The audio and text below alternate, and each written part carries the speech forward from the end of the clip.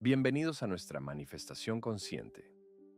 En esta parte, Eckhart Tolle aborda cómo, una vez que hemos desarrollado un nivel de presencia y conciencia de los pensamientos y emociones, trabajamos con la ansiedad o el miedo que sigue surgiendo y que seguimos sintiendo en nuestra experiencia. Ahora, ¿qué pasa con el miedo? ¿Qué pasa con la ansiedad? Esa ansiedad que ha estado en ti.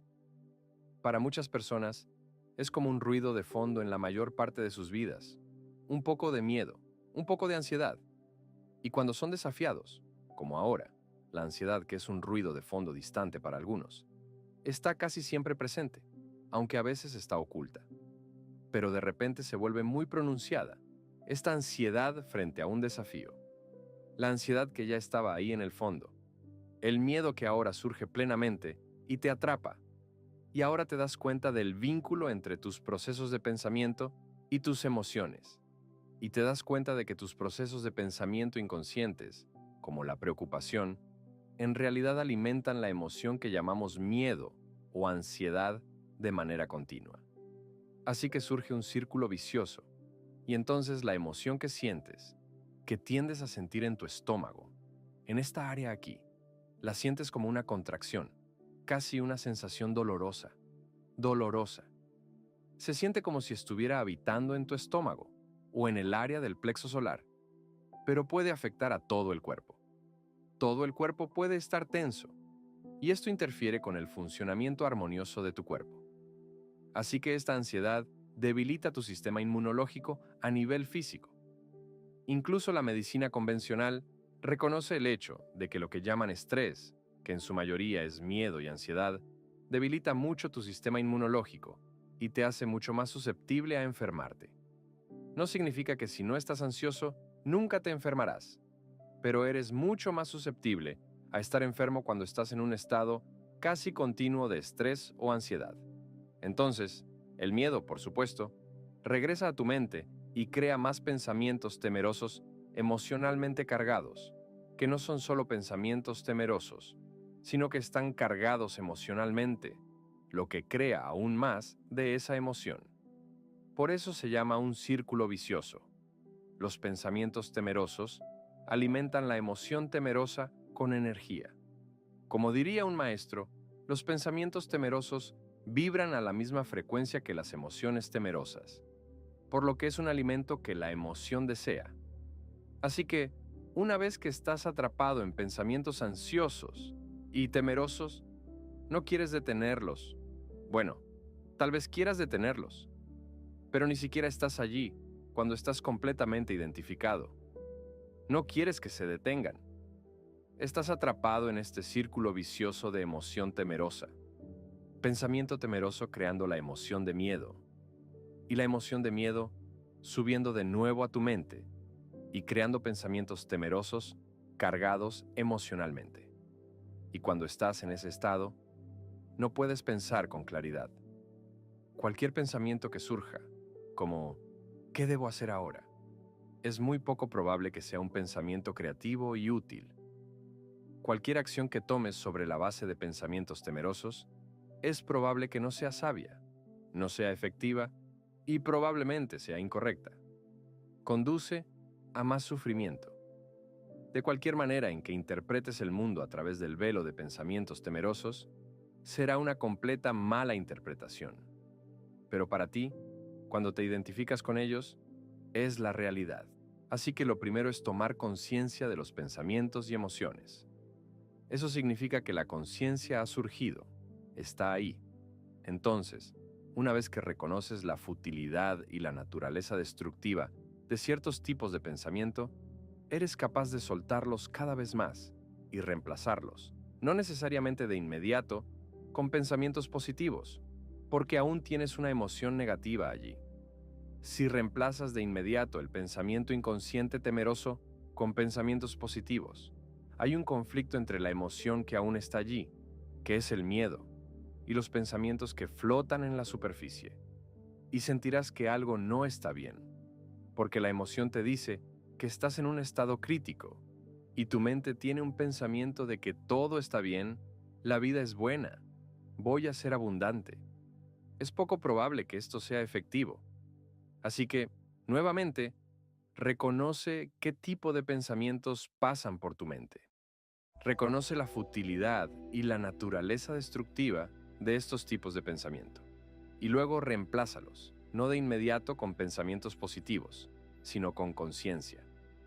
En lugar de involucrarte en pensamientos negativos, sé más presente, tanto como puedas, en el momento presente, porque después de todo, eso es todo lo que hay. La mente no parece saber que todo lo que existe es el momento presente. No hay nada más en tu vida. Así que podrías prestarle algo de atención, podrías hacer de él el centro de tu vida, porque es todo lo que hay. El futuro nunca llega, siempre es ahora. Cuando el futuro llega, es un ahora. Cuando el pasado sucedió, era un ahora. Cuando recuerdas el pasado, lo recuerdas ahora. Cuando piensas en el futuro, piensas en él ahora. Solo hay ahora, así que podrías darle toda tu atención, hacer de él el punto focal de tu vida, y luego ver qué puedes hacer con el llamado futuro. Pero primero necesitas establecer una relación con el ahora que sea útil, sana y amistosa. Hazte amigo del ahora.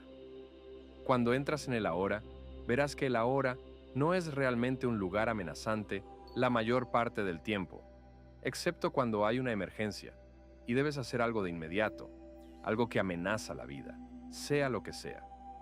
Pero el ahora es en realidad un lugar mucho más benigno de lo que la mente sería capaz de reconocer. Pero primero, necesitas tener tu conciencia allí. Necesitas estar presente en el ahora, para reconocer que el ahora en realidad puede ser tu amigo y no es tu enemigo. El ahora es tu amigo. Hazte amigo del momento presente. Eso es todo. Sin embargo, entonces comienzas a cortar el vínculo entre tus procesos de pensamiento y la emoción, porque sueltas esos pensamientos temerosos, reconoces la futilidad. En cambio, te vuelves mucho más presente. Los pensamientos seguirán apareciendo ocasionalmente, y luego los reconoces, los sueltas y te haces más presente. Sin embargo, en esa presencia, la emoción de miedo puede no desaparecer de inmediato y probablemente no lo hará, porque ha estado allí durante mucho tiempo. Así que, incluso si ya no alimentas la emoción con tus pensamientos, te vuelves presente y puedes notar que sí, soy más consciente de las percepciones sensoriales, de la vitalidad de este momento. Quizás puedas ver belleza en cosas a las que antes no les prestabas atención. Sin embargo, aún puedes sentir esta ansiedad o miedo viviendo en ti. Todavía está allí. Incluso si ya no lo estás alimentando con tus pensamientos, aún puedes sentirlo. Y eso se convierte en parte de tu experiencia del momento presente, esa ansiedad. Ahora, ¿qué haces con eso? La tendencia normal sería decir, quiero deshacerme de esto. No debería estar sintiendo esto. No quiero sentir esto. Y algunas personas simplemente no pueden tolerar la ansiedad, por lo que necesitan ir al médico y decir, por favor, haga algo con esta ansiedad. El médico te dará una receta. En algunos casos extremos, esas cosas pueden ser temporalmente útiles, excepto en casos extremos. Pero la mayor parte del tiempo habrás perdido una oportunidad, y esa es la oportunidad de evolucionar enfrentando el dolor o sufrimiento. Si enfrentas el dolor emocional que sientes, ya sea ansiedad o miedo, y no intentas huir de él o decir, no puedo soportar esto, puede volverse tan incómodo estar en tu propia piel, tan desagradable e incómodo, que solo quieres huir o decir, por favor, dame algo para que no tenga que sentir esto más.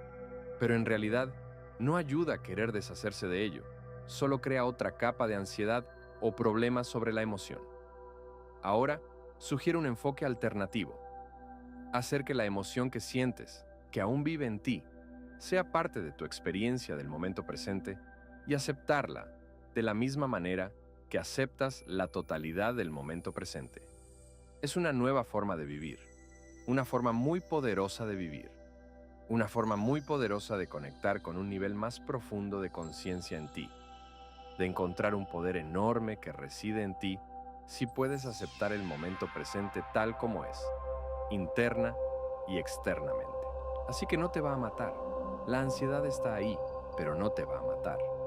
Podría matarte si reaccionas ante ella y creas más ansiedad, pero si permites que la ansiedad esté ahí tal como es, completamente, es casi como decir, aunque suene un poco extraño, es casi como decir, no me importa estar ansioso.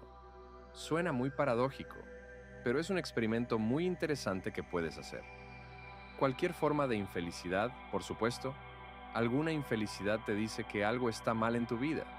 Eso es una historia diferente. Pero la infelicidad habitual que surge en ti, no importa a dónde vayas y lo que hagas, surge la infelicidad en ti. No importa a dónde vayas y lo que hagas, el miedo y la ansiedad están ahí. Y digo esto aplicable a incontables seres humanos en el planeta. Ahora, como experimento, como dije, ¿qué sucede cuando dices, no me importa estar infeliz, no me importa estar ansioso? Por supuesto, no estás alimentando la ansiedad con tu pensamiento, eres consciente de tu ansiedad. Así que si llegas a ese punto donde ya no le das más combustible o alimento y te vuelves consciente de la ansiedad y luego te vuelves uno con ella, colocas tu atención en ella, que es parte de la atención que está en el momento presente, te das cuenta de que en realidad es una energía muy intensa en ese miedo, casi una energía ardiente en ese miedo. Pero la energía no es una energía fluida, es una energía atrapada. Está como en una tetera hirviendo, manteniendo la tapa cerrada. Esa energía está atrapada en una tetera. Hay una energía de vida enorme en ese miedo. Y si puedes aceptar completamente ese miedo en este momento, sin alimentarlo más con tu pensamiento, simplemente siendo consciente de ello tal como es, puedes encontrar que, de maneras muy sutiles, se produce una transformación, y la transformación es una transmutación de esta energía del miedo. Cuando lo aceptas completamente, la transmutación de esta energía en una presencia intensa comienza a suceder. Así que, la misma energía que antes formaba el miedo, pero que es aceptada completamente, de repente se convierte en un poder enorme que estaba atrapado ahí, y de repente se convierte en combustible para tu conciencia. Se transmute en presencia, en conciencia. Cuando se acepta completamente, ya no es miedo, es simplemente una intensa conciencia. Y esa intensa conciencia es como una inteligencia superior que comienza a operar en ti.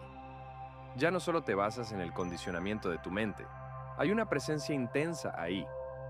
Ahora, eso no significa que suceda una vez y luego nunca vuelvas a sentir miedo después de esa experiencia. Debes experimentar. Puede que no dure mucho la transmutación inicial. Luego podrías volver al miedo, y el miedo puede intentar repetidamente resurgir en tu mente, hacerte pensar pensamientos temerosos, y de vez en cuando, probablemente, lo logre nuevamente, y caerás de nuevo en el mismo patrón. Pero cada vez más, en intervalos más cortos, te despertarás de nuevo y te darás cuenta de lo que está sucediendo. Y entonces, nuevamente, llegarás a un lugar de aceptación y notarás que la transmutación sucede nuevamente. Y así es como, no solo con el miedo, esto puede aplicarse a cualquier tipo de sufrimiento en tu vida. Cuando se acepta completamente, la transmutación comienza a suceder, y ese es el modo en que el sufrimiento es en realidad una parte esencial de la evolución de la conciencia humana. Porque incluso llegas a un punto donde el sufrimiento puede ser transmutado en una conciencia superior. La conciencia de la presencia se convierte en combustible para la presencia. Ahora, mi pregunta tiene que ver con el ego, y gran parte de lo que se discute y lo que tú discutes es sobre el ego, y a menudo se siente como si se caracterizara como el enemigo, o algo contra lo que estamos luchando, o algún tipo de connotación como esa. Y sin embargo, parece que la inteligencia del universo probablemente no cometió un error con el ego, así que estoy tratando de reconciliar esas ideas. Sí, es que, aunque desde una cierta perspectiva el ego puede parecer bastante insano, desde una perspectiva superior no es más que una parte del proceso evolutivo de la especie. Es una etapa en la evolución, Y a medida que nos acercamos a la siguiente etapa en la evolución, comenzamos a ver que el ego ha superado por completo su utilidad, pero tuvo su utilidad. Y solo ahora estamos comenzando a ver que es insano, porque estamos acercándonos a la siguiente etapa en la evolución humana. Antes, nadie podía ver que el ego era insano, excepto los muy raros, los grandes maestros. El Buda ya dijo que es una ilusión. Jesús dijo, niega tu yo, lo que significa reconoce la irrealidad del ego. Pero no muchas personas entendieron lo que decían. Eran como precursores del siguiente paso. Estaban apuntando hacia él antes de que se convirtiera en un verdadero despertar en el planeta. Así que, desde nuestra perspectiva actual, porque estamos al final de una etapa evolutiva, el ego parece totalmente absurdo una vez que ves lo que es y cuánto estrago ha causado. Pero desde una perspectiva superior, es parte de la evolución de la humanidad. Sin él, no habría iluminación o despertar, en última instancia. Así que está bien. En tu propia vida puedes verlo. Cómo tuviste que pasar por la ignorancia en tu propia vida. No ignorancia en el sentido de falta de educación, sino ignorancia espiritual. No saber quién eres esencialmente y cometer tantos errores sobre la base de la identidad ilusoria del ego. Y puedes verlo ahora. Tenías que pasar por eso. Todos tuvimos que hacerlo. Hubo una vez, lo más probable, es que la humanidad una vez no tuvo un ego aún. Y eso quizás se capture en el mito que encuentras en muchas culturas diferentes, incluso aquellas que no tuvieron contacto entre sí, el mito de la Edad de Oro. Cuando los humanos vivían en armonía entre sí y en armonía con la naturaleza, y la vida era fácil. Ese mito probablemente apunta al hecho de que hace mucho tiempo, los humanos vivían en un momento en un sentido de unidad con la naturaleza y su entorno, y el ego aún no se había desarrollado. Y eso quizás se convirtió más tarde, y la memoria de ello sobrevivió como el mito de la Edad de Oro, que por supuesto se expresa en el Antiguo Testamento como el paraíso. Es solo un aspecto del mito de la Edad de Oro, cuando la vida era fácil, y luego algo sucedió, la caída, como quieras llamarlo, sucedió, y entonces la fealdad entró en escena. Y eso, por supuesto, fue el comienzo de la habilidad humana para pensar, lo que al principio fue algo milagroso. De repente, apareció el pensamiento. Algunos antropólogos nos dicen, y creo que tienen razón, que cuando el pensamiento comenzó a aparecer en los humanos estaban muy sorprendidos y pensaron que algún dios les estaba hablando en sus cabezas, porque el pensamiento apareció de repente. Por supuesto, parte de eso fue el desarrollo del lenguaje. Y así, el lenguaje comenzó a suceder en las cabezas de las personas. ¿Quién está hablando? Y luego, actuaban sobre ello a menudo, cuando surgía un pensamiento, y lo hacían. Mata a este hombre, el enemigo, la otra tribu. Ellos son el enemigo, no son humanos. Eso es lo que la voz me está diciendo. Así que la voz en la cabeza, el lenguaje internalizado, fue un milagro. Pero también hizo posibles muchas cosas que no habrían sido posibles sin él. El conocimiento surgió, se puede transmitir conocimiento, y así fue como la civilización tal como la conocemos no habría ocurrido sin eso. Todo tipo de transmisión de conocimiento, arquitectura, y luego la filosofía comienza y lo que sea, todo tipo de cosas. El conocimiento conceptual surge, una cosa milagrosa, extraña. Y luego, con el paso de los milenios, la voz se volvió tan omnipresente que se apoderó del sentido de identidad de las personas. Mientras que durante mucho tiempo, probablemente después del surgimiento del pensamiento, los humanos aún tenían un sentido de arraigo en el ser, en las profundidades de su ser. Y gradualmente, durante milenios, fueron absorbidos cada vez más en el modo de pensamiento en la cabeza.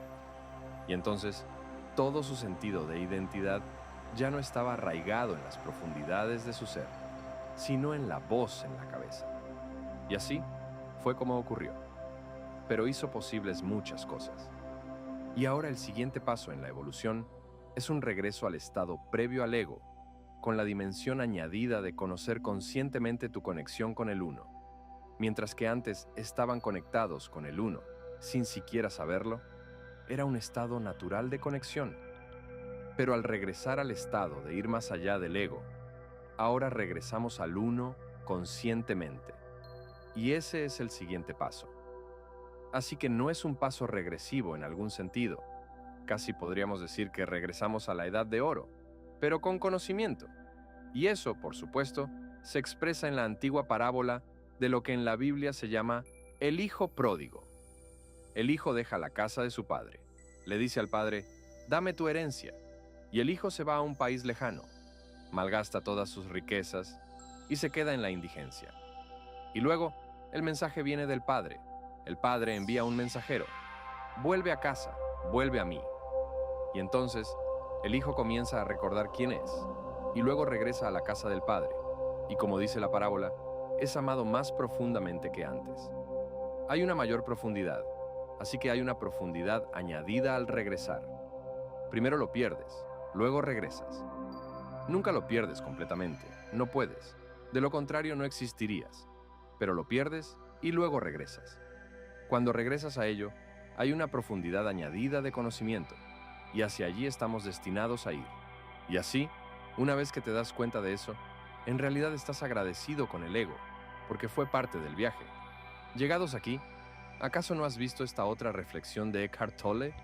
Yo no me la perdería.